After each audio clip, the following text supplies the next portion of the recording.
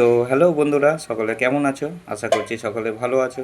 আমিও খুবই ভালো আছি। ভিডিও পূর্বে তোমাদের সকলকে স্বাগত জানিয়ে ভিডিওটি শুরু করছি। তোমাদের সম্পূর্ণ দেখার অনুরোধ রইল। তো চলো ভিডিওটি দেখতে থাকো। আমি বাপ্পা, আমার চ্যানেলের নাম এক জীবনের গল্প। তো তোমরা এই চ্যানেলটিকে একটু সাপোর্ট করো। আজ তোমাদের সামনে নতুন রূপে নতুন স্টাইলের চিকেন রেসিপি নিয়ে চলে এলাম।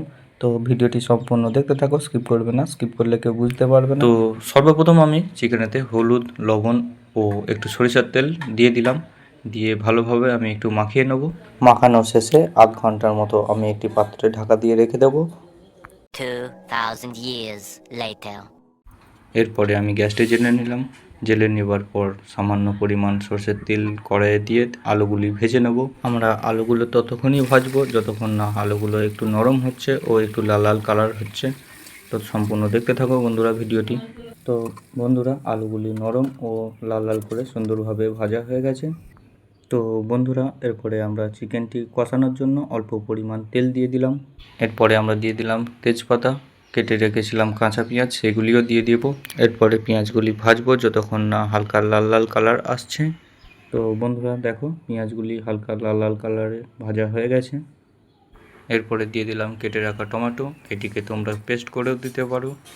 এরপরে আমরা মশলা অনুযায়ী জিরে গুঁড়ো, ধনে গুঁড়ো ও কাশ্মীরি লঙ্কার গুঁড়ো এখানে আমি অ্যাড করে দিচ্ছি। অল্প পরিমাণ জল দিয়ে আমরা মশলাটি সুন্দরভাবে কষিয়ে নেব। এরপরে আমরা চিকেনটি মশলার মধ্যে দিয়ে ভালোভাবে কষে নেব। মশলার কালারটি বন্ধুরা দেখতেই পাচ্ছ, মোটামুটি লাল কালার ভালোই এসেছে। মশলার সঙ্গে চিকেনটি বেশ কিছুক্ষণ নাড়াচাড়া করার পর আমরা ভেজে রাখা আলুগুলি এর মধ্যে দিয়ে দেবো।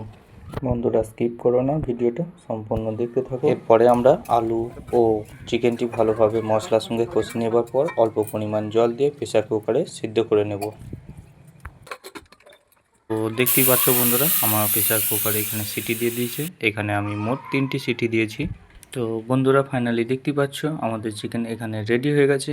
কালারটি খুব সুন্দর এসেছে। তোমরাও এইভাবে চেষ্টা করো বাড়িতে চিকেন বানানোর, খুব সুন্দর ও সহজ পদ্ধতিতে। এরকম নিত্য নতুন ভিডিও ও সহজ পদ্ধতি রেসিপির জন্য চ্যানেলটি সাবস্ক্রাইব করে পাশে থাকো। ভালো লাগলে ভিডিওটি লাইক, কমেন্ট, শেয়ার করো। তো বন্ধুরা আজ এটুকুই, দেখা হবে পরবর্তী ভিডিওতে। ততক্ষণ সুস্থ থেকো, ভালো থেকো, রাধে রাধে।